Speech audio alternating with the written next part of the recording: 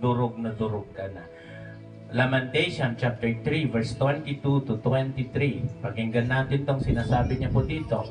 His mercies never fail.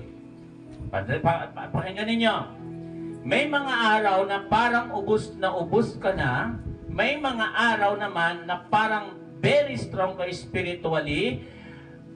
Ang pinapahayag sa atin ng Panginoon, ano man yung sitwasyon mo, His mercies never fail.